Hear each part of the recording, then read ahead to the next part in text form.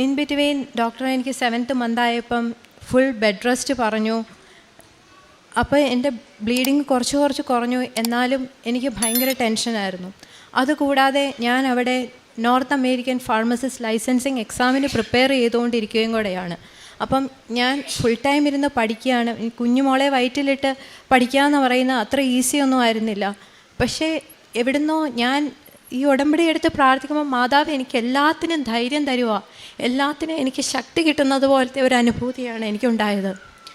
അതുകൂടാതെ അതിന് മുന്നത്തെ പ്രാവശ്യം ഞാൻ ഇവിടെ വന്നപ്പം അച്ഛൻ എനിക്ക് എക്സാം എഴുതാനായിട്ട് പ്രാർത്ഥിച്ച് ഒരു കാശുരൂപം തന്നു.